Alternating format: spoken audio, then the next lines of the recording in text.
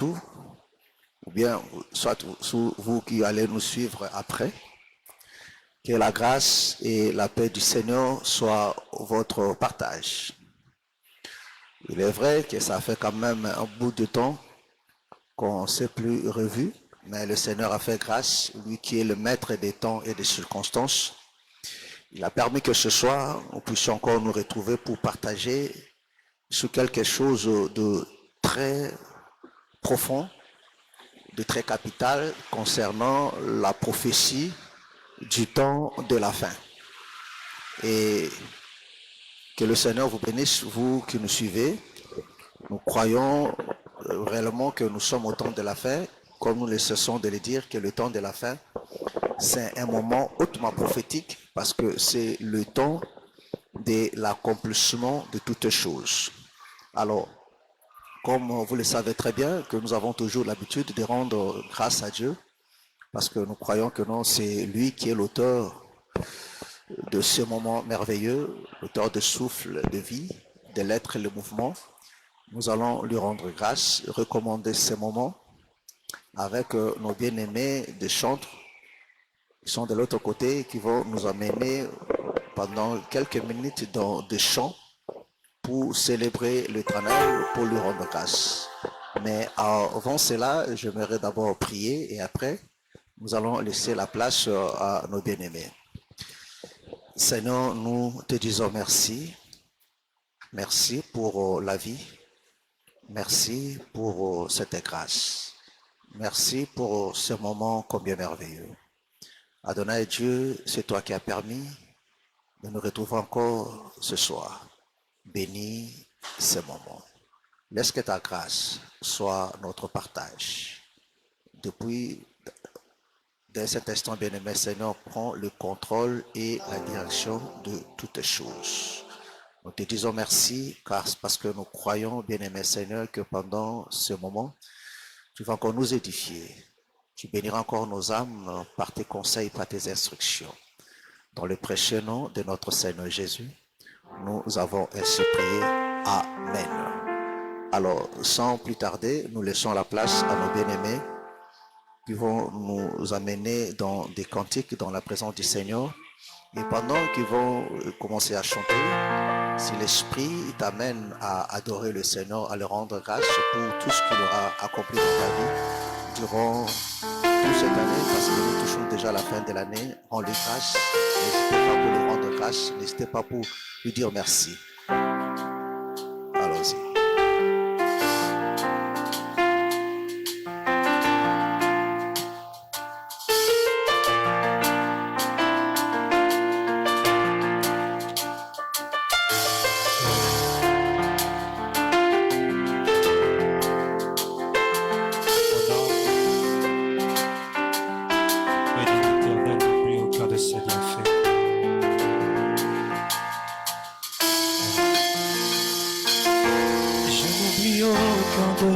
Bienfaits. À chaque fois que j'y pense, mon cœur est rempli de paroles pour te louer.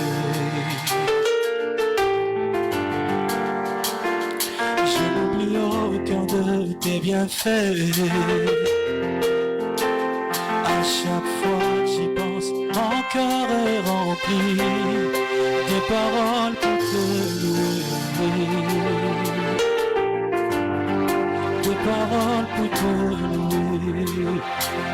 Quand tout va mal, oh mon âme, pourquoi t'as battu?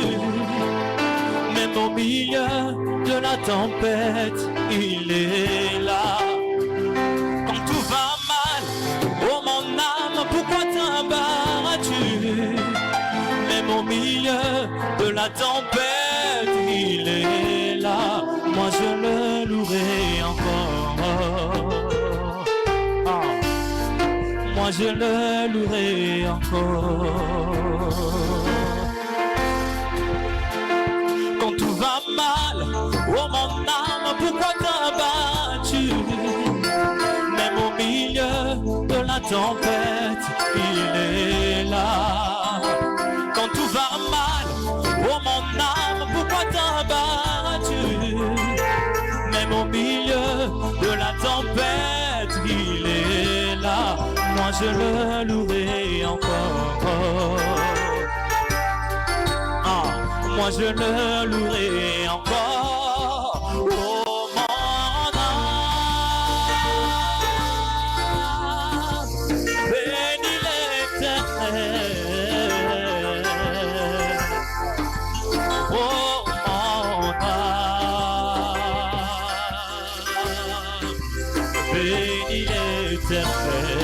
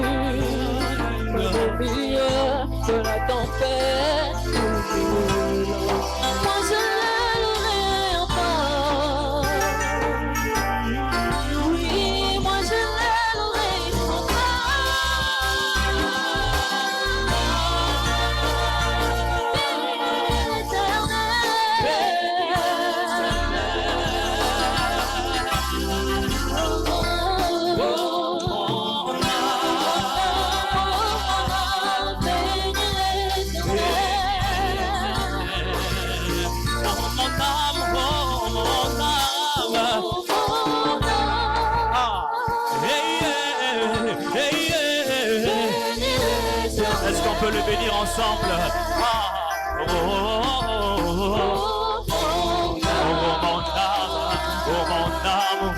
Mon âme. Est-ce qu'il mérite ton louange? Oh mon âme,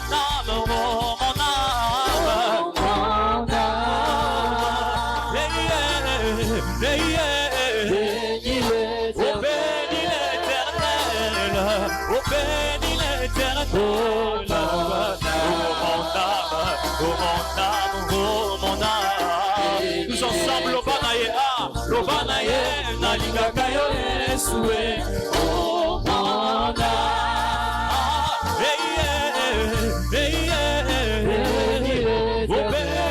l'Éternel, oh bénis l'Éternel. Oh mon âme, est-ce qu'il le mérite? Lobanaye, Nalingaka yo Yesue. Oh mon âme, bénis l'Éternel.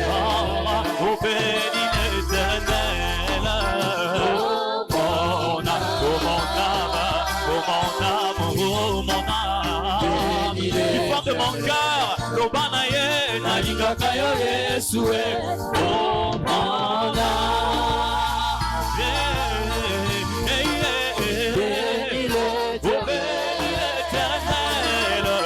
Bénis l'Éternel, oh mon âme, Lobanaye, Nalingaka yo Yesue. Mon âme,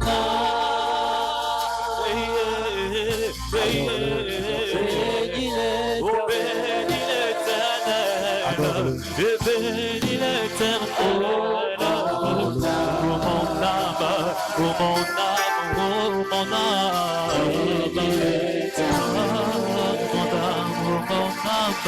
Oh mon âme, oh bénis l'Éternel, bénis l'Éternel, bénis l'Éternel. Oh mon âme, oh mon âme, oh mon âme. Est-ce que ça peut être une prière? Oh mon âme, oh mon âme, oh mon âme, mon âme. Oh bénis l'Éternel, bénis l'Éternel, bénis l'Éternel, oh mon âme, oh mon âme, oh mon âme, oh mon âme.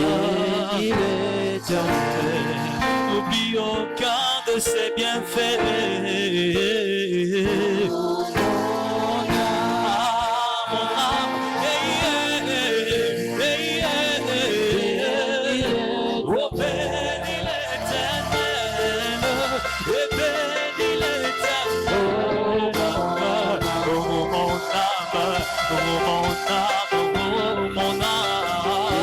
Est-ce que ton cœur peut le dire? Mon âme, oh mon âme, oh mon âme, mon âme. Bénis l'Éternel, et bénis l'Éternel. Oh mon âme, oh mon âme, oh mon âme. Bénis l'Éternel. Allons-y tous ensemble. Je n'oublie aucun de ses bienfaits. Je n'oublie aucun de ses bienfaits. Et à chaque fois que j'y pense, et qu'à chaque fois que j'y pense, mon cœur est rempli des paroles pour te louer. Ah, des paroles pour te louer. Des paroles pour te louer. Je n'oublie aucun de tes bienfaits, go. Ah, de toi, go. Je n'oublie aucun de tes bienfaits. À chaque fois j'y pense, à chaque fois j'y pense, mon cœur est rempli des paroles pour te louer. Ah, des paroles pour te louer. Des paroles pour te louer. Quand tout va mal, oh mon âme, pourquoi t'as battu? Mais mon milieu de la tempête, il est là. Quand tout va mal, oh mon âme, pourquoi t'as battu? Même au milieu de la tempête, il est là. Au milieu de la tempête, il est là. Moi je le louerai encore. Moi je le louerai encore. Moi je le louerai encore. Mon âme, mon âme. Bénis l'Éternel. Et bénis l'Éternel. Oh mon âme, oh mon âme, oh mon âme. Est-ce que le cœur des rachetés sont venus en ces lieux où ils suivent depuis le loin pour bénir l'Éternel? Oh mon âme, oh bénis l'Éternel. Ce soir bénis l'Éternel. Ce soir bénis l'Éternel. Oh mon âme, oh mon âme, oh mon âme. Si le Seigneur t'a pris de loin, chante mon âme, oh mon âme, oh mon âme, oh mon âme, go. Oh mon âme, bénis l'Éternel, et bénis l'Éternel. Oh mon âme, oh mon âme, bénis l'Éternel. Gloire soit rendue à notre Dieu. Que le Seigneur soit loué et qu'il vous bénisse richement de partout où vous nous suivez.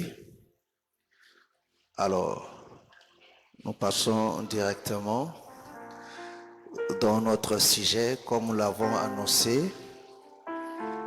Nous sommes dans notre pensée sur l'importance de la parole prophétique.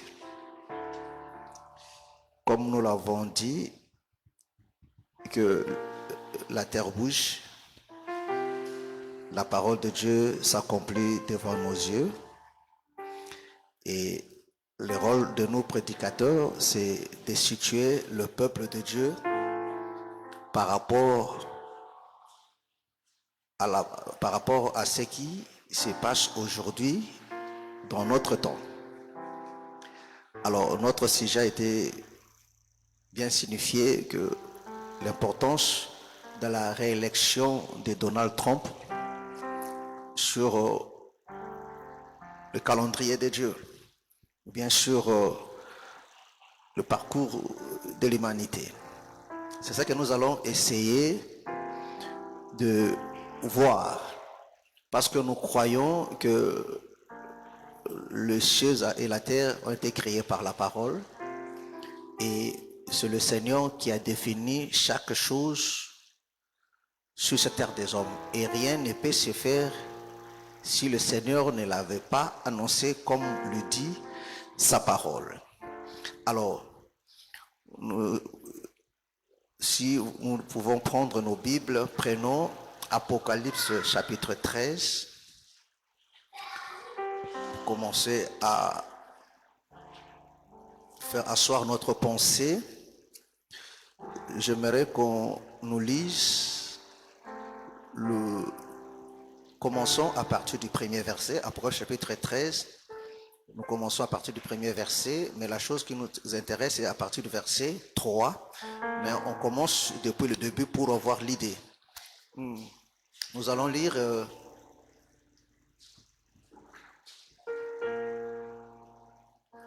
lisons. Apocalypse chapitre 13, le verset 1er au verset 3, je lis au nom de Jésus. Puis je vis monter de la mer une bête qui avait 10 cornes et 7 têtes. Et sur ses cornes 10 diadèmes, et sur ses têtes des noms de blasphème. La bête que je vis était semblable à un léopard, ses pieds étaient comme ceux d'un ours, et sa gueule comme une gueule de lion. Le dragon lui donna sa puissance, et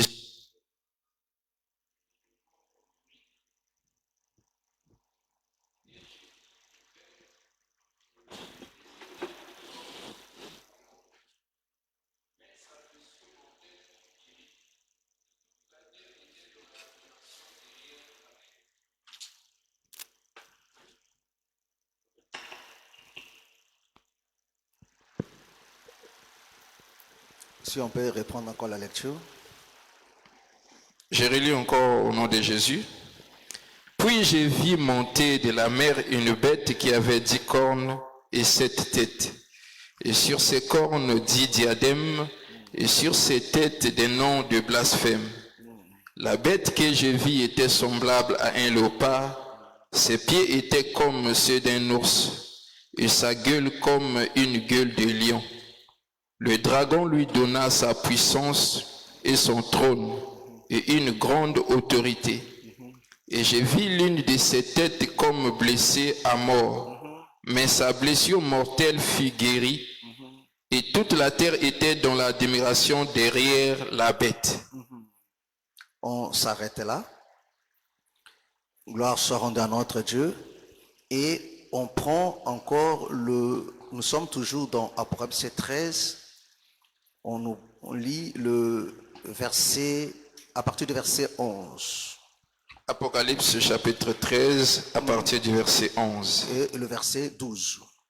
La Bible dit, « Puis j'ai vu monter de la terre une autre bête qui avait 2 cornes semblables à celles d'un agneau et qui parlait comme un dragon. Elle exerçait toute l'autorité de la première bête en sa présence.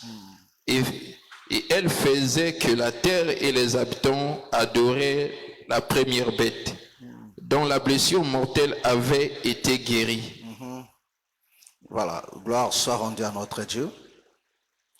Alors, ici, la Bible, le Seigneur nous parle sur l'histoire de l'humanité, mais il dit ces choses sous forme allégorique, c'est-à-dire en utilisant des symboles. Il parle de la bête qui sort de la mer. Je crois que nous, dans nos émissions précédentes, nous avons expliqué ces choses, mais cela ne nous empêche pas d'essayer un peu de revenir en arrière pour faire asseoir notre pensée, pour que ceux qui vont nous suivre seulement ce soir arrivent au moins à comprendre qu'est-ce que nous voulons expliquer. La Bible nous dit, j'en vois une bête qui sort de la mer. Et cette bête-là avait 10 cornes et 7 têtes. Et la Bible explique que l'une de ces têtes était blessée comme à mort. Au verset 12, la Bible nous dit, il voit encore une autre bête qui sort cette fois-ci de la terre, mais qui exerçait l'autorité de la première bête. C'est-à-dire la première bête, c'est la bête dont on vient de lire ici à partir du premier verset. La Bible dit, dont sa blessure mortelle avait été guérie. Vous comprenez? Donc ici, nous parlons de cette bête ici qui était blessée. Mais vous devez comprendre une chose. La bête dont on nous parle ici n'est rien d'autre que la bête d'Apocalypse 17 et les dragons d'Apocalypse 12. Apocalypse 12. Parce que dans Apocalypse chapitre 17, on nous lit ça.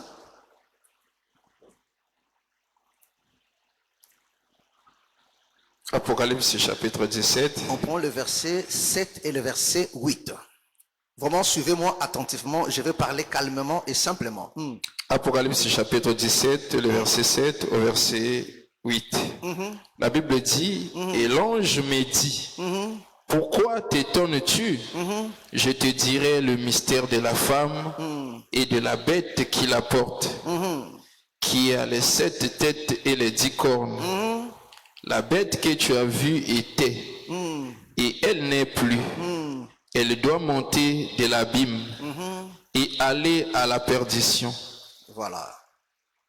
Et les habitants de la terre, ceux dont le nom n'a pas été écrit dès la fondation du monde dans le livre de vie. Voilà. On peut s'arrêter là-bas.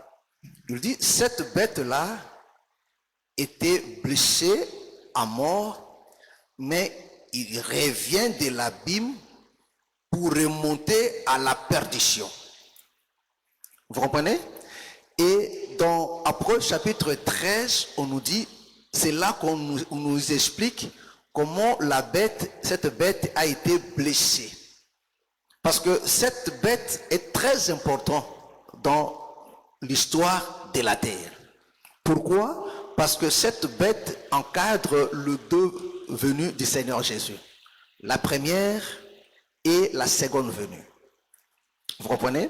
Et la Bible nous explique que quand la Bible parle de la bête, selon la prophétie de Daniel, on comprend que non, ce sont des royaumes, ce sont des rois. Vous comprenez? Mais tout ce roi-là exerce sur la mer. Vous comprenez? Nous sommes toujours dans Apocalypse 17. Le verset 15. Apocalypse 17, le verset 15. La Bible dit, et il me dit, les eaux que tu as vues, sur lesquelles la prostituée est assise, ce sont des peuples, des foules, des nations et des langues. Voilà. Donc, on comprend que non, la bête, parce que cette femme était assise sur la bête et la bête sur les eaux. La Bible explique que non, les eaux que tu as vues, ce sont de foules, ce sont de peuples, de langues. Vous comprenez?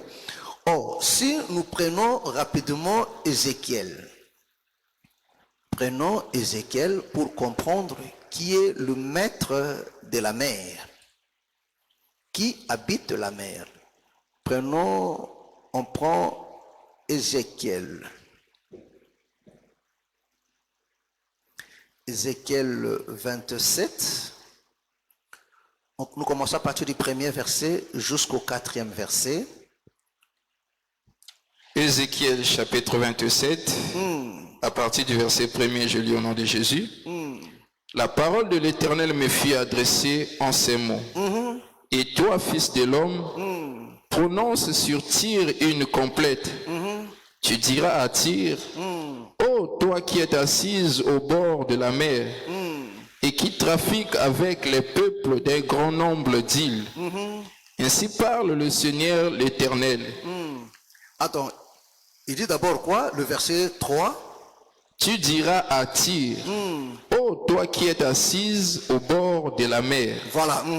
et qui trafique avec les peuples d'un grand nombre d'îles. Ainsi parle le Seigneur l'Éternel. Doucement. Il dit que le roi de Tyr est assis au bord de la mer et il le trafique avec le peuple d'un grand nombre des îles. C'est-à-dire que non, toutes ces îles-là sont sur la mer.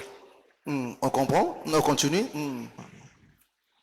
Ainsi parle le Seigneur l'Éternel.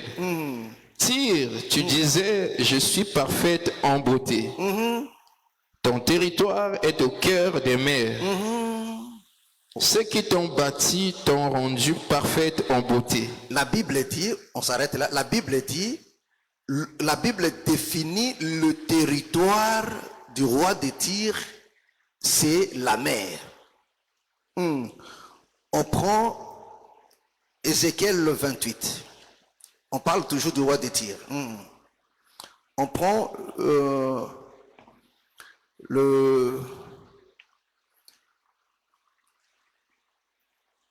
premier verset.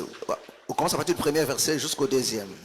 Ézéchiel chapitre 28, verset 1er.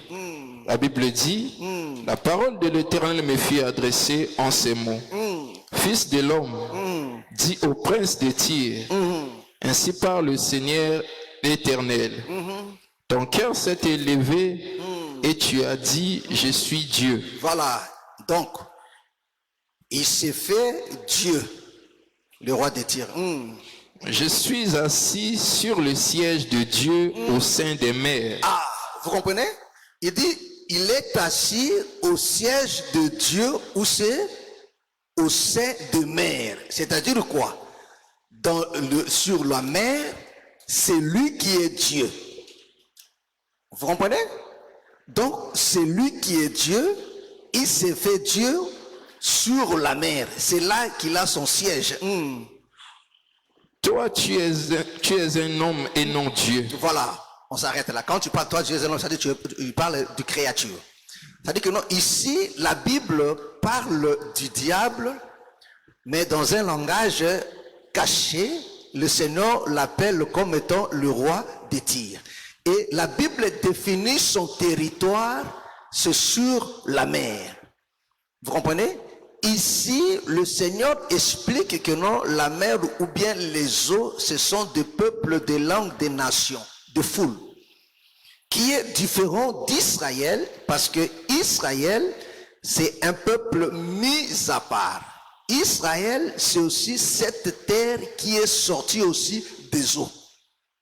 Vous comprenez? Donc, l'Éternel est Dieu.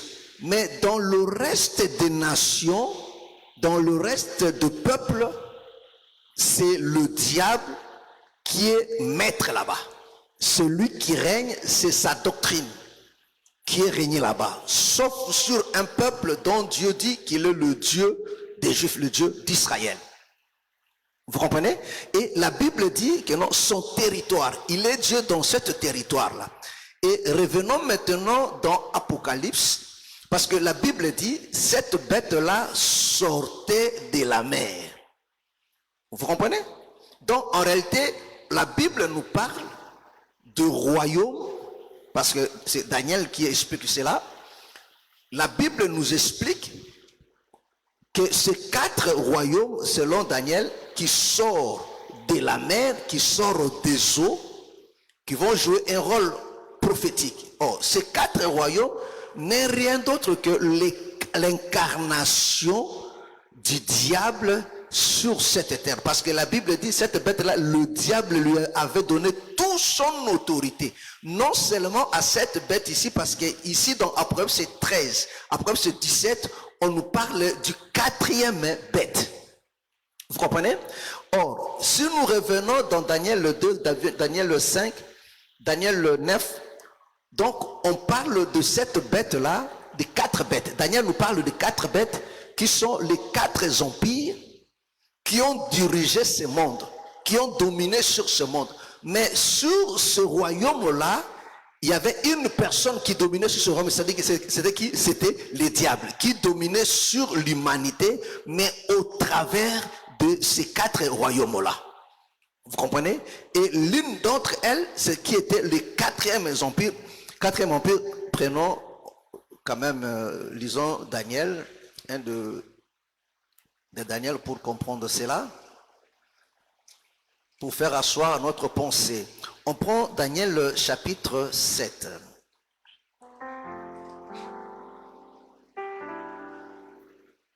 En commençant à partir du 1er verset. Daniel chapitre 7, à partir du 1er verset, la Bible dit, la première année de Beltsatsar, roi de Babylone, Daniel eut un songe et des visions de son esprit, pendant qu'il était sur sa couche. Ensuite, il écrivit le songe et raconta les principales choses.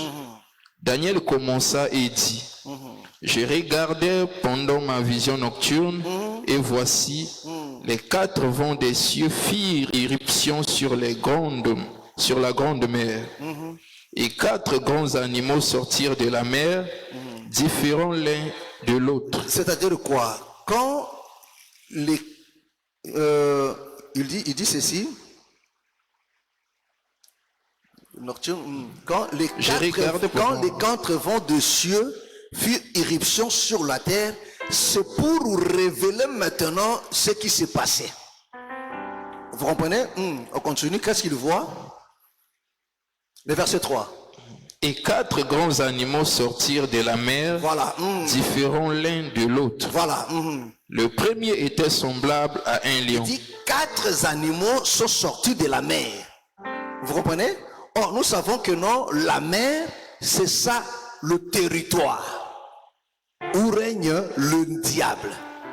Vous comprenez? C'est là où il règne. Maintenant, de son royaume, c'est-à-dire de cette terre ici, où l'ennemi règne, il y a maintenant 4 royaumes qui sont représentés par 4 rois. Le premier était semblable à un lion. Voilà. Et avait des ailes d'aigle. Je regardais jusqu'au moment où ses ailes furent arrachées. Attends, doucement. C'est-à-dire, si vous prenez à partir du verset 4 jusqu'au verset 7, on nous explique que ces différents animaux. Le premier, c'était le lion. Le deuxième, ça ressemble à un ours. Le troisième, ça ressemble à un léopard. Le 4e était terrible. Dans son aspect, on ne dévoile pas son aspect. Mais la Bible, il était épouvantable. Il était extrêmement fort. Vous comprenez? Et la Bible nous explique que non, ces 4 animaux, ce sont des 4 empires qui ont marqué l'histoire de l'humanité. C'est-à-dire que non, l'empire babylonien, Médo-Perse, l'empire grec et l'empire romain. Vous comprenez? Donc l'empire romain, c'est le 4e bête, le 4e empire. Donc Daniel voit le 4, comme je l'ai expliqué l'autre fois. Ce que Daniel voit, c'est à partir de lui. Vous comprenez? Donc à partir de Daniel, Daniel voit ce qui est devant lui. Mais Daniel ne regarde pas en arrière. Vous comprenez? Donc à partir de Daniel, nous savons que notre Daniel était du temps de Babylone. Oui, après Daniel, après dans de Babylone, il y a eu maintenant Médo-Perse avec Cyrus. Daniel était aussi. Après maintenant l'Empire grec et l'Empire romain viennent après. Donc ici, Daniel parle des 4 empires en commençant par de lui. Mais il ne parle pas des choses qui se sont déjà passées. Maintenant, Apocalypse, revenons maintenant dans Apocalypse. Toute cette démarche ici pour vous faire comprendre ce que Donald Trump va jouer maintenant. Donc, dans Apocalypse maintenant, on nous parle, prenons Apocalypse chapitre 17. Suivez-moi vraiment attentivement, je vais parler calmement. Vous allez nous excuser, nous allons dépasser quand même le temps aujourd'hui.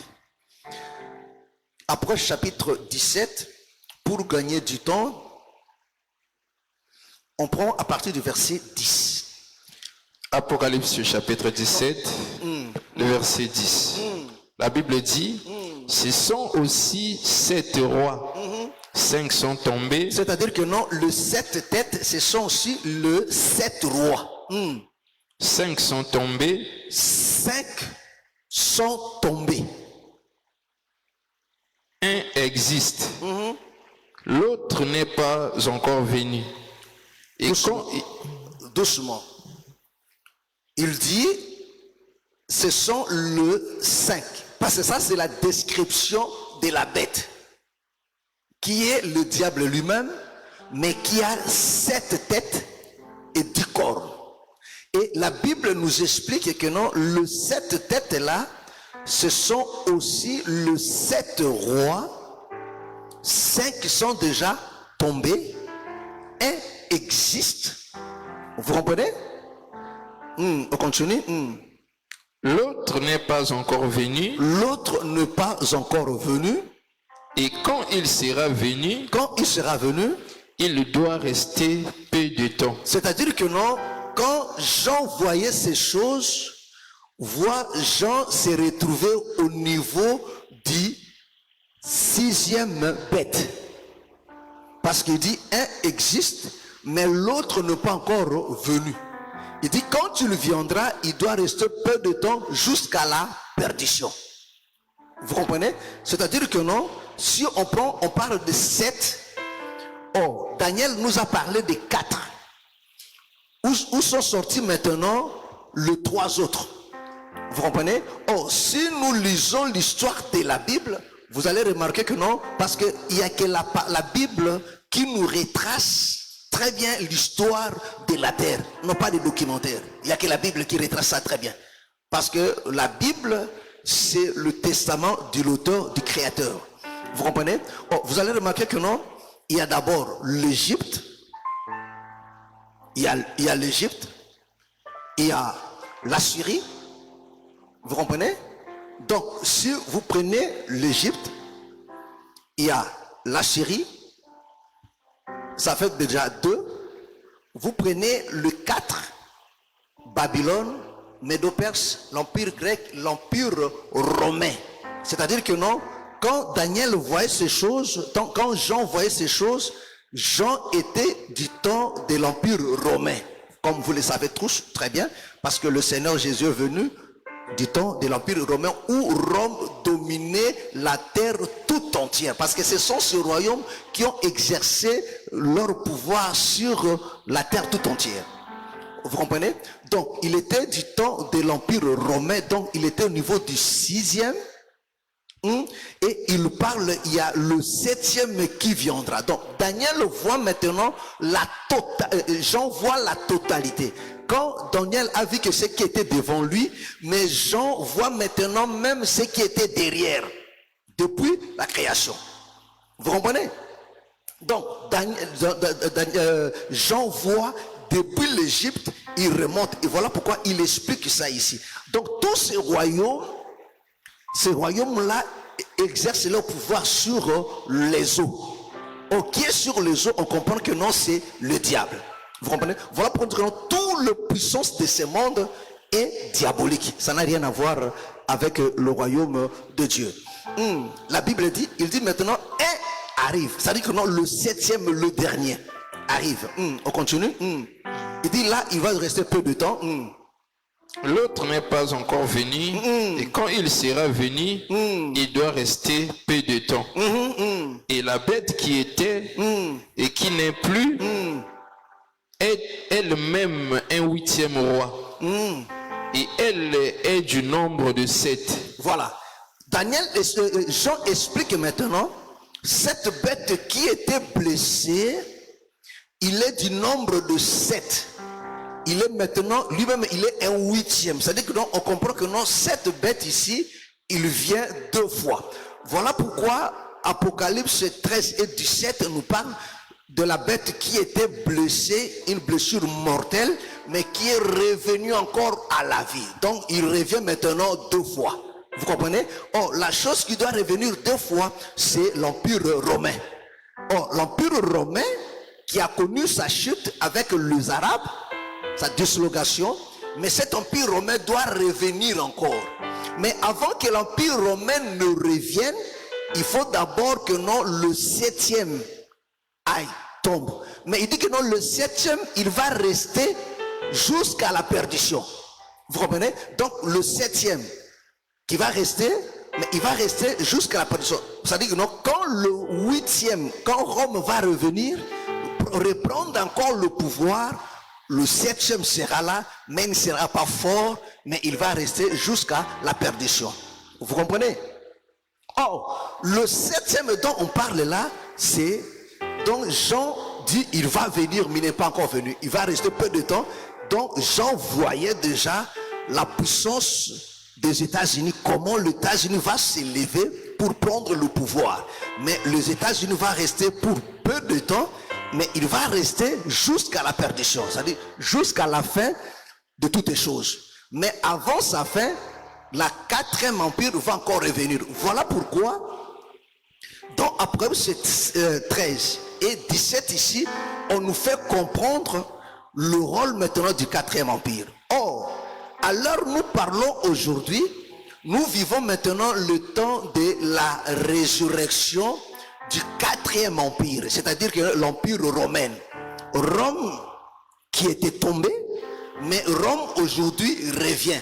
Mais quand Rome revient, renaît, il trouve le 7e, qui est les États-Unis d'Amérique, qui domine maintenant sur l'humanité. Donc sa domination a commencé juste après la Deuxième Guerre mondiale. Vous comprenez? Oh, après la Deuxième Guerre mondiale, c'est là maintenant les États-Unis commencent à prendre de l'ampleur et jusqu'à dominer sur toute la terre, parce que la Russie et les autres ont perdu, mais les États-Unis prennent maintenant l'ampleur jusqu'à l'heure où nous parlons. Alors que non, selon la prophétie, il faut que le 4e bête, il faut que le 4e empire, d'Apocalypse 13, il faut que celui-ci prenne le pouvoir. C'est-à-dire que non, l'empire romain, Rome qui s'était affaibli, mais il a commencé à se restructurer par ce que nous appelons l'Union européenne. Ça, c'est la résurrection de Rome. Vous comprenez? La résurrection. Cette résurrection commence d'abord sur le plan religieux, mais et sur le plan aussi politique. Je vais pas entrer en profondeur là-bas parce que le sujet vraiment c'était de faire voir le rôle que va jouer maintenant Donald Trump. Mais qu'est-ce qui se passe aujourd'hui? Vous voyez que non, l'empire romain, c'est-à-dire que non, l'Union européenne prend maintenant de l'ampleur. Au fur et à mesure que nous avançons, parce que c'est de lui que sortira maintenant l'impie, dont a parlé Thessaloniciens. Parce que Thessaloniciens nous parle de la bête. Thessaloniciens nous explique plutôt la bête qui sort de la terre, qui est l'antichrist. L'antichrist, quand il sort avec les 2 bêtes. C'est-à-dire qu'après ces 13, il vient avec les 2 facettes, politique et religieuse. Alors vous devez me dire maintenant, qu'est-ce que la réélection de Trump a à faire dans ces histoires ici là? Oui, parce que si vous suivez la politique de Donald Trump, c'est ça qui va prolonger maintenant les États-Unis dans sa chute. Ah oui, Parce que Donald Trump est le président qui va plonger les États-Unis dans sa chute. Ah oui. Parce que ce qui a fait la force des États-Unis aujourd'hui, la politique de Trump est en train de démanteler toutes ces choses-là. Vous comprenez? Parce que, attends, revenons dans Proverbe chapitre 17. Chapitre 17, prenons le verset 12. Apocalypse chapitre 17, le verset 12. Les 10 cornes que tu as vues sont 10 rois qui n'ont pas encore reçu le royaume, mais qui reçoivent autorité comme roi pendant 1 heure avec la bête. Ils ont un même dessein et ils donnent leur puissance et leur autorité à la bête. Ils combattront contre l'agneau et l'agneau les vaincra. Voilà, remarquez maintenant. La Bible nous explique ici, non seulement Apocalypse 17 nous le dit, mais Daniel 9 nous explique ça aussi. Comment ils vont se rassembler par des alliances humaines. C'est-à-dire que non, la chose qui fera sa force aussi, ce sont des alliances qu'ils vont tisser avec d'autres puissances afin de régner maintenant ensemble. Or, si vous regardez la politique mondiale aujourd'hui, parce que les États-Unis jouent un rôle, l'unique rôle, c'est de soutenir Israël. Or, même le soutien que les États-Unis accordent à Israël, Dieu n'est pas en accord avec ça. D'autres me diront, non, Dieu est en accord avec ça. C'est faux. Dieu n'a jamais été en accord avec ça. Prenons Ésaïe. Prenons Ésaïe chapitre 30.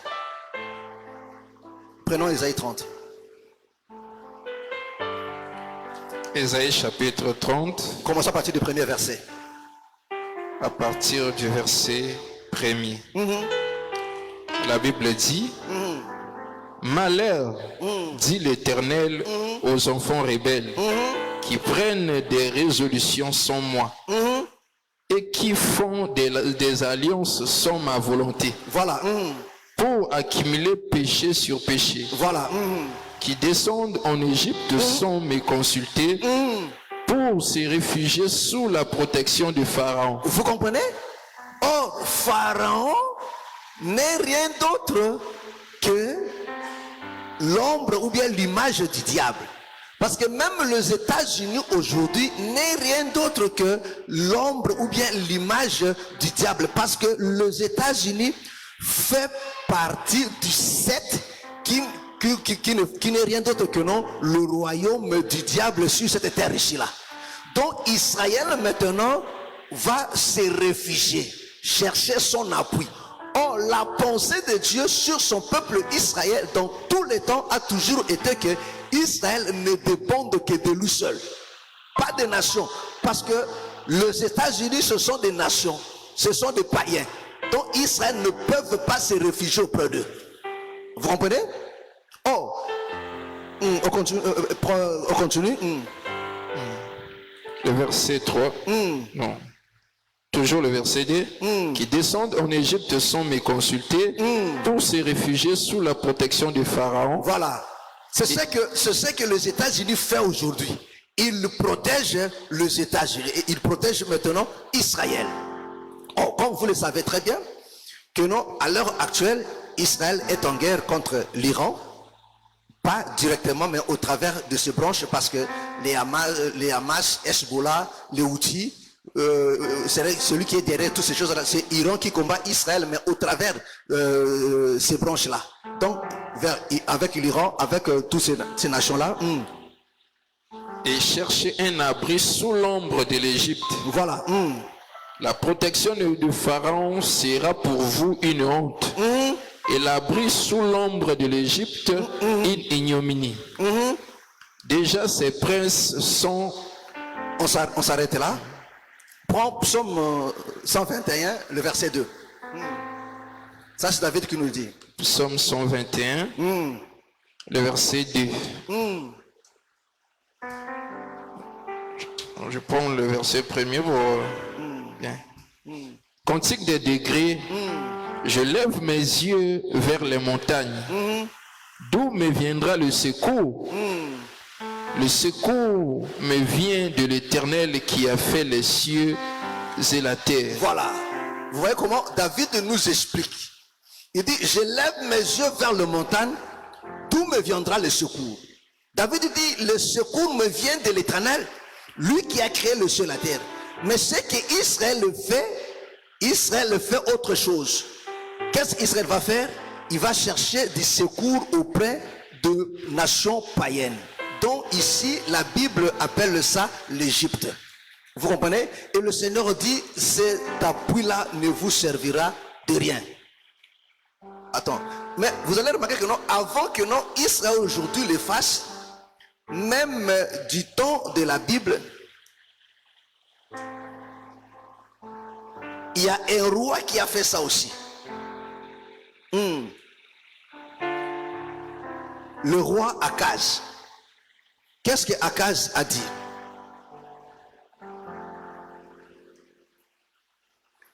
Le roi Akaz. Prends 2 Rois chapitre 16. 2 Rois chapitre 16. Le verset 7. Le verset 7.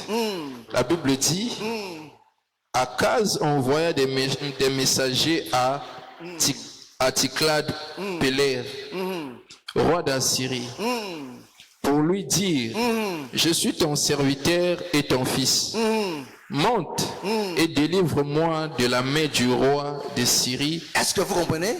Ici, le roi d'Israël va chercher du secours auprès de rois païens pour venir à son aide. Alors que non, pourquoi ils font ça? Parce que à chaque fois que non, Israël abandonne l'Éternel, Dieu ne le protège pas. Et ils vont maintenant chercher du secours ailleurs. Or, aujourd'hui, comme vous le savez très bien, il est venu chez le sien ne l'ont pas reçu, donc le Seigneur tourne les dos. Or, Israël va tourner maintenant chercher des secours ailleurs. Et aujourd'hui, il cherche des secours auprès des Américains. Or, des Américains, ce sont des nations païennes. Vous comprenez? Des nations païennes. Alors, la Bible dit maintenant que le secours de l'Égypte ne vous servira de rien, ne vous sera d'aucune utilité. Donc pour Israël, ce secours-là ne sera d'aucune utilité. Pourquoi? Parce qu'à cause de ces secours-là, Israël se voit aujourd'hui fort. Il n'y a pas possibilité qu'Israël retourne vers son Dieu. Vous comprenez? Or, la présence des Américains aujourd'hui, leur soutien sur Israël, empêche à Israël de revenir. Cela est aussi prophétique. Voilà pourquoi ce qui se fait aujourd'hui sur la politique mondiale aujourd'hui, c'est pour amener Israël à revenir auprès de leur Dieu. Mais comment? Ils suscitent maintenant des guerres et les Américains, ou bien l'Amérique, apporte son soutien. Voilà pourquoi vous allez remarquer dans la politique américaine, que ce soit démocrate ou républicain, tous ceux qui viennent au pouvoir, leur première priorité, c'est d'abord la sécurité d'Israël. Parce que leur rôle, c'est ça, la sécurité d'Israël. Mais cela ne restera pas pour toujours. C'est là où Donald Trump va jouer maintenant un rôle. Or, à l'heure actuelle, vous allez remarquer que non, le monde bouge. La position d'Israël aujourd'hui, de ce qu'Israël fait au niveau de la Palestine et avec ce qu'il fait au Liban aujourd'hui, les nations du monde s'élèvent aujourd'hui pour condamner. Oh, la majorité des nations commencent maintenant à se désolidariser avec Israël. Pourquoi? Israël, qui était après la Deuxième Guerre mondiale un pays victime, aujourd'hui il devient un pays agresseur, il devient un méchant. Et cette position, elle est hautement prophétique parce que ceci va nous amener dans Zacharie chapitre 12 où le Seigneur va soutenir les nations pour combattre maintenant Israël. Mais comment ils vont combattre?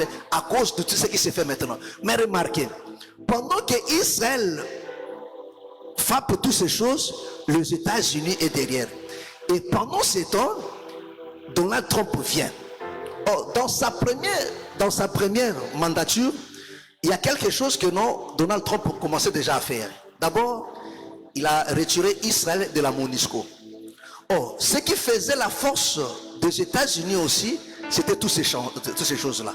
Or, pendant leur période électorale ici, Donald Trump dit ceci, que non, il faut que non, il se retire, il faut que les États-Unis se retirent de l'OTAN. Or, l'OTAN a été créée le 4 avril, si ma mémoire est bonne, 4 avril 49. Or, cette alliance atlantique, dont les États-Unis étaient le point fort, ils se sont coalisés pour la protection. Mais Donald Trump vient pour changer toutes ces choses-là. Or, dans sa tête, son problème c'est quoi? Il dit il veut restaurer à l'Amérique son autorité, sa puissance. Oh, c'est ça qui a amené aussi la chute de Nebuchadnezzar. Quand il se croyait fort, il pensait que non, sa force devenait de lui. Oh, Trump pense que non, la force, si les États-Unis a régné, c'était par rapport à leur force. Non, c'était par rapport à la prophétie. Oh, sa position aujourd'hui, si vous remarquez, vous allez voir ceci, la Russie commence à s'étendre, à créer des alliances, par-ci par-là. Mais pendant ce temps, Donald Trump vient avec une politique, il retourne en soi-même. Il commence à détruire toutes les relations que les États-Unis avaient, même avec l'Europe, toutes ces nations, même sur le plan commercial. Donc, en d'autres termes, les États-Unis s'isolent sans se rendre compte. Vous comprenez? Or, sa politique, déjà par rapport à l'OTAN, va pousser à toutes ces nations. Or, la majorité des pays qui constituent l'OTAN sont d'abord de l'Union européenne. Vous comprenez? Donc, même l'Union européenne, par rapport à la Russie et la Chine, ils comptaient sur leur protection aux États-Unis. Mais alors que non, les États-Unis aujourd'hui, ils disent, si vous voulez qu'on vous protège, il faut payer. Il faut payer plus. Et ce qui va faire en sorte que non, l'Union européenne développe une politique pour s'auto-protéger eux-mêmes. Par conséquent, pendant que non, Trump cherche à isoler les États-Unis, remarquez la Russie et la Chine, parce que la chose qui fait peur beaucoup plus aux Américains, c'est la Chine. La Chine et la Russie étendent leur pouvoir par des alliances. Vous comprenez? Et pendant ce même moment-là, vous allez remarquer que non, la Russie, le Brésil, la Chine et l'Inde, ils ont créé ce qu'on appelle le BRICS. Or, dans leur politique de BRICS, c'est quoi? C'est de réformer toutes ces organisations mondiales, en commençant par l'ONU et en passant par la FMI aussi. Donc, les sociétés de Bretton Woods, le FMI et la Banque mondiale. Vous comprenez? Donc, pourquoi? Pour se libérer de la domination américaine dans le dollar. Parce que vous le savez très bien aujourd'hui, que sur le plan commercial, le monnaie d'échange, c'est le dollar. Or, ils ont créé cela pour affaiblir. Et ils disent que non, ces nations-là, parce qu'aujourd'hui, BRICS, il y a encore d'autres nations, je crois, ils sont aujourd'hui en nombre de... Attends, j'avais écrit ça quelque part ici, là. Ils ont commencé d'abord en nombre de 12, mais aujourd'hui, BRICS, ils sont à peu près en nombre de 30... aujourd'hui, ils sont à peu près en nombre de 12 parce qu'ils ont commencé en 5. Ils se développent, mais il y a encore d'autres nations qui veulent aussi faire partie du BRICS. C'est-à-dire que nous sortir de la Fonds monétaire internationale où il y avait la prédominance américaine à cause des menaces américaines sur le reste du monde. Et tout le reste du monde maintenant commence à faire bloc pour sortir de toutes ces organisations où l'Amérique avait la même mise. Or, pour Donald Trump, il trouve que c'est une position de force, il impose de nouvelles taxes sur d'autres pays. Alors que non, s'il reste majoritaire, alors que non, la Chine, la Russie et les autres vont tourner le dos, que ce soit leur économie, vont subir la faillite. Là, je ne parle pas par rapport aux économistes, mais je parle ça par rapport à la parole de Dieu. Parce que la parole, la Bible nous dit, vaut mieux d'eux que combien? Vous comprenez? Alors que non, les États-Unis se désolidarisent. Vous comprenez? Et pendant qu'ils se solidarisent, les autres font bloc. Or, cet orgueil, avec l'arrivée de Trump, va précipiter maintenant la chute. Vous comprenez? Parce qu'il faut que les États-Unis tombent. Pourquoi?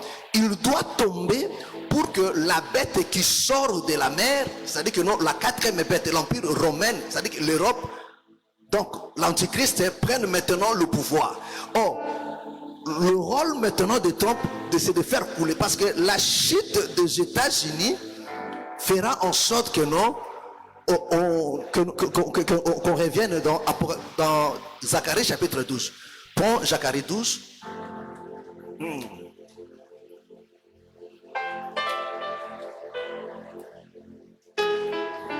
Zacharie chapitre 12. Le verset 10. Le verset 10. Je lis au nom de Jésus. Attends d'abord.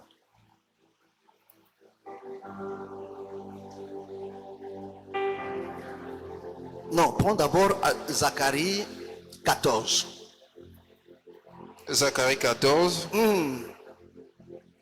Le verset 1er. Voici le jour de l'Éternel arrive, et tes dépouilles seront partagées au milieu de toi. Je rassemblerai toutes les nations pour qu'elles attaquent Jérusalem. Vous comprenez?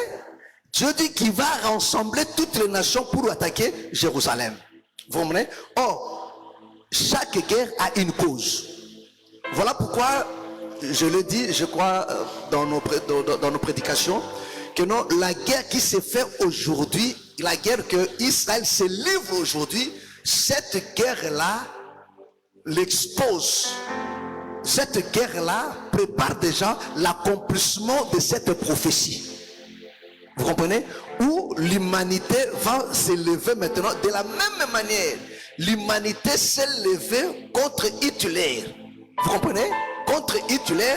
De la même manière, l'humanité se lèvera aussi. Oh, le Seigneur a fait que non, Hitler vienne pour Israël, pour que Israël, parce que tout ce qui se passe sur la terre aujourd'hui, c'est par rapport toujours à Israël. La deuxième guerre mondiale, l'objectif c'était quoi? C'était de ramener Israël sur sa terre. Vous comprenez? Parce que quand Hitler a commencé à pourchasser les Juifs, c'est alors que non, les Juifs se disent non, nous devons retourner chez nous. Voilà pourquoi vous allez remarquer, juste après la deuxième guerre mondiale, c'est maintenant l'État d'Israël qui est proclamé. Donc le rôle de cela, c'était pour ramener. Donc le Seigneur a dit, quand vous voyez le figuier qui avait perdu ses feuilles, renaître encore. Vous comprenez? Mais comment cela se fait? Parce que la naissance, pour mettre au monde, la naissance se fait toujours avec de douleur. Vous comprenez? Mais pour que la nation d'Israël vienne au monde, ceci devait se passer par la douleur. Comment? Le Seigneur va susciter maintenant Hitler. Vous comprenez? Il combat et toutes les nations à cause de ce qui s'est passé là, non? Ils vont maintenant attaquer Hitler et Israël le revient. Et quand Israël est revenu, Dieu lui a laissé le temps de se reconstruire. Vous comprenez? De se reconstruire. Et à l'heure où nous parlons, Dieu va susciter encore pour activer maintenant tout, pour nous amener ici. Il va susciter maintenant les Hamas. Or, ce n'est pas pour la première fois que non, les Hamas attaquent Israël. Mais cette fois-ci, Dieu permet cela pour que Israël sorte maintenant ses griffes. Et Israël a commencé à faire ce qu'il fait là. Il va faire encore de pires des choses qui va faire de sorte que non, l'humanité tout entière vont haïr des Juifs à un niveau trop élevé. Oui, vous avez vu déjà comment au niveau du Conseil des Nations Unies, tout le monde condamne aujourd'hui. Et vous avez suivi dernièrement quand l'ambassadeur d'Israël à l'ONU a pris dans le dernier sommet, quand il prend la parole, toute la salle s'est vidée. Alors que non, autrefois, c'était Iran qui subissait ces choses-là. Mais cette fois-ci, c'est Israël qui subit cela. Vous comprenez? Et vous avez suivi comment l'Espagne accepte aujourd'hui la Palestine comme un État. Vous comprenez? Donc, et ce qui se fait aujourd'hui nous prépare petit à petit à l'accomplissement de cette prophétie. Pour que les nations viennent attaquer Israël. Vous comprenez? Or, quand les nations viendront attaquer Israël, Israël ne compte que sur l'unique soutien, c'est les États-Unis. Vous comprenez? Donc en réalité, la guerre sera maintenant Israël, c'est-à-dire l'Armageddon sera la guerre entre Israël et les États-Unis et le reste du monde. Vous comprenez? Or, le Seigneur a dit dans le livre d'Ésaïe que nous venons de lire, que non, vous partez, vous réfugiez, cherchez de l'abri, du soutien auprès de l'Égypte. Cet soutien ne vous servira de rien. Pourquoi? Parce qu'il faut que les États-Unis tombent, qui est un allié puissant pour Israël. Il faut que lui tombe. Or, quand lui tombe, là on était dans Zacharie 14, non? Revenons maintenant dans 10. Pour que ceci nous ramène dans 12 plutôt. Revenons dans 12, à partir du verset 11. Zacharie chapitre 12, le verset 11. La Bible dit, en ces jours-là, le deuil sera grand à Jérusalem. Bon, on commence à partir du verset 9. Le verset 9. En ces jours-là, je m'efforcerai de détruire toutes les nations qui viendront contre Jérusalem. Voilà. Alors je répondrai sur la maison de David et sur les habitants de Jérusalem un esprit de grâce et de supplication. Et ils tourneront les regards vers moi, celui qu'ils ont percé. Ils pleureront sur lui comme on pleure sur un fils unique. Ils pleureront amèrement sur lui comme on pleure sur un premier-né. Voilà. Vous comprenez?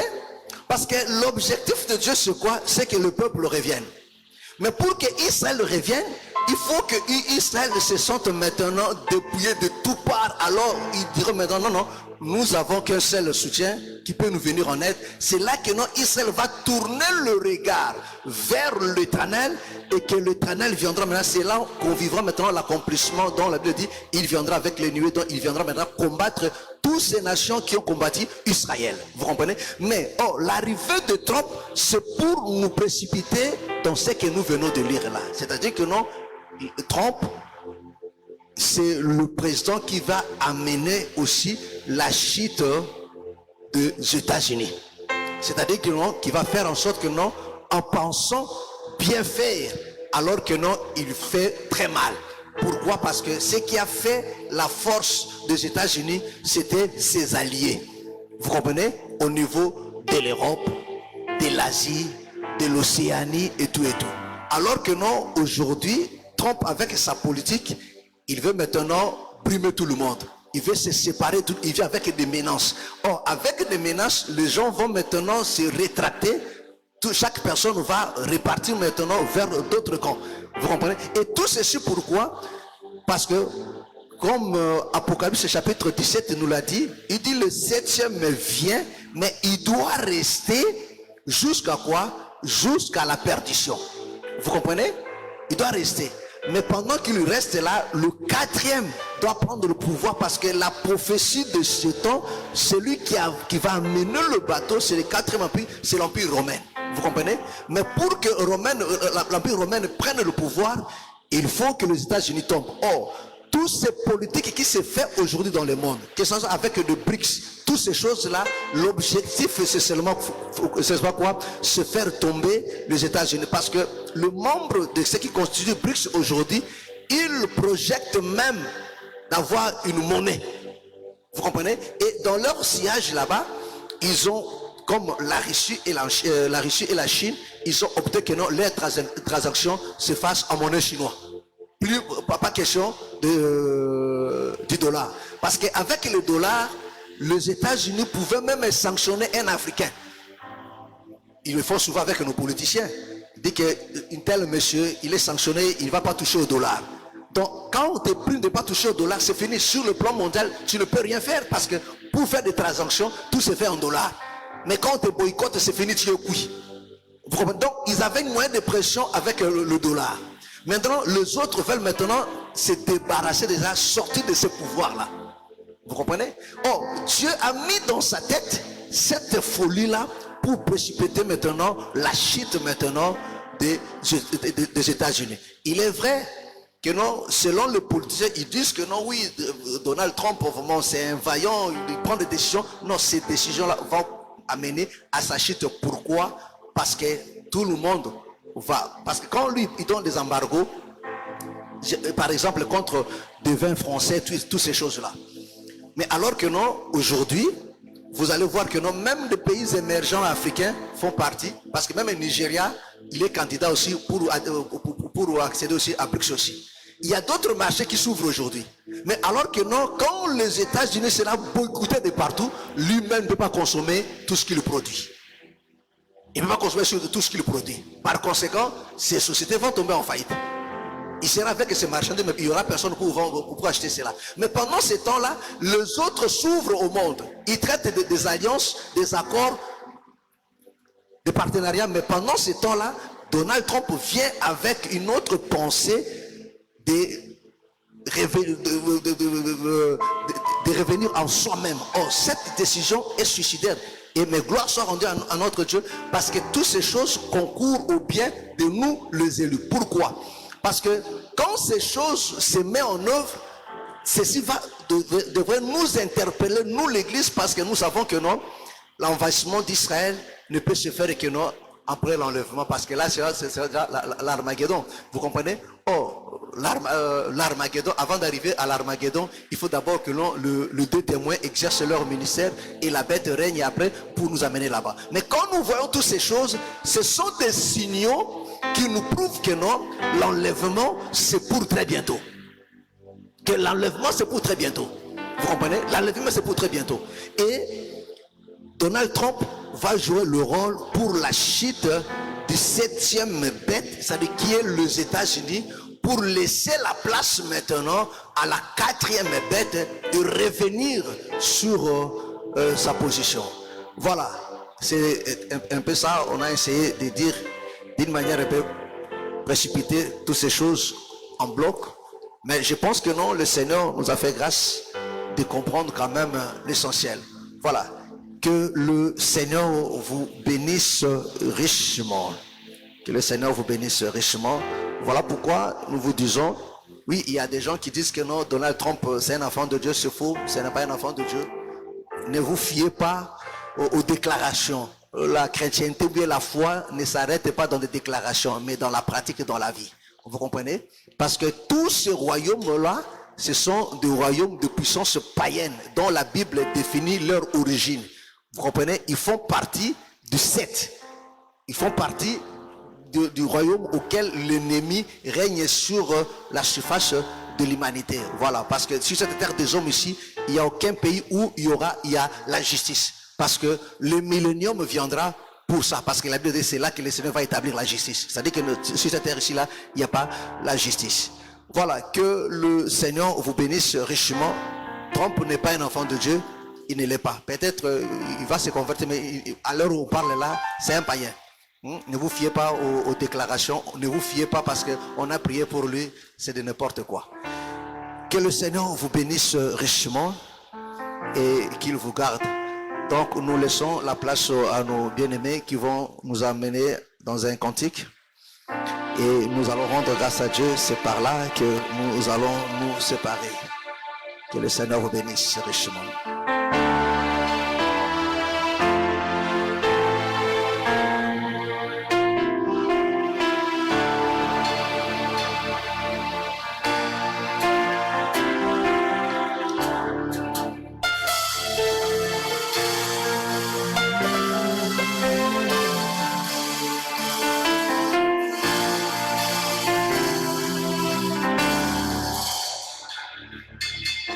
Yeshua Mashiach,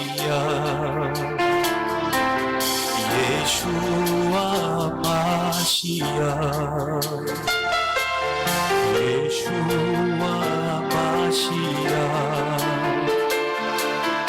Yeshua Mashiach. Tu es la lumière qui donne la vie, Verbe créateur du Dieu incréé. Yeshua Mashiach, Yeshua Mashiach. Tu as dans tes narines le souffle de vie, ta voix majestueuse fait enfanter les biches. Yeshua Mashiach, Yeshua, Yeshua Mashiach, Yeshua, Yeshua Mashiach, Yeshua, Yeshua Mashiach, Yeshua Mashiach, oh Yeshua Mashiach, Yeshua, Yeshua, Yeshua Mashiach, Yeshua, Yeshua Mashiach, Alpha, Alpha Omega, tu n'as point d'égal. Toute la création t'appelle Adonai. Alpha Omega, tu n'as point d'égal. toute la création t'appelle Adonai. Yeshua, Yeshua Mashiach, oh Yeshua, Yeshua Alpha, Alpha Omega, Alpha Omega, tu n'as point d'égal. toute la création t'appelle Adonai. Yeshua, Yeshua Mashiach, Rends grâce à Dieu. Yeshua, Yeshua Mashiach.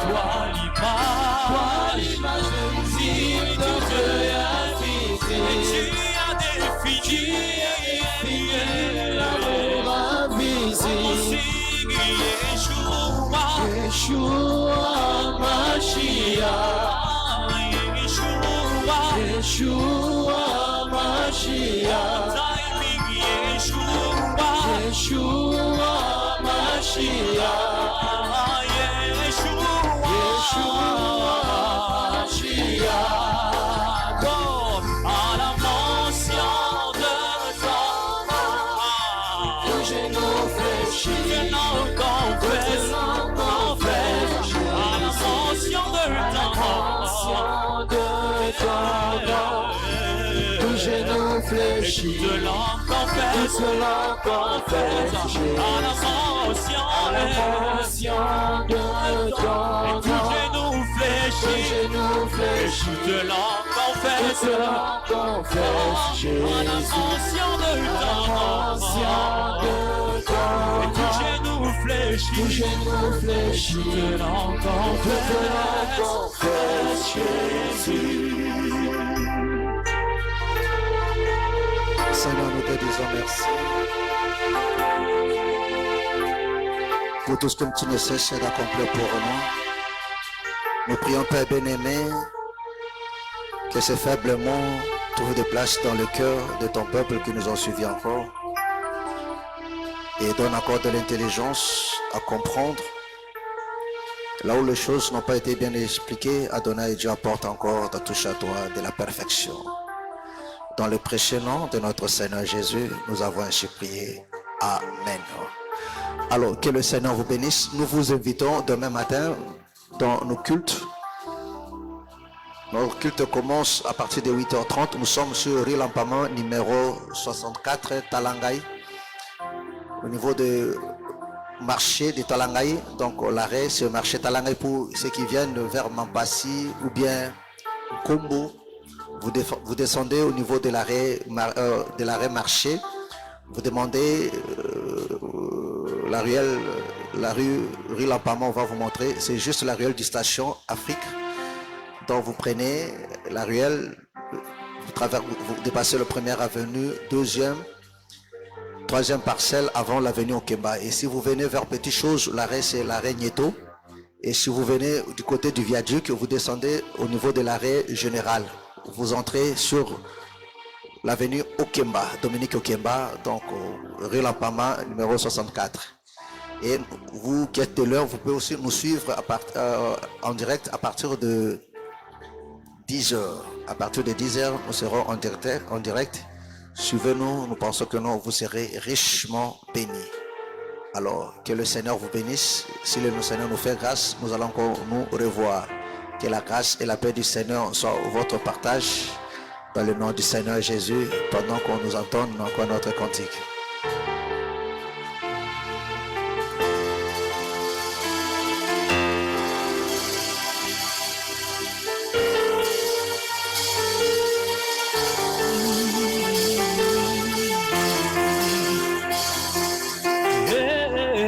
la mention de ton nom. Genou fléchi, de langue confesse, Jésus. à la mention de ton nom. Genou fléchi, Jésus, de langue confesse, Jésus.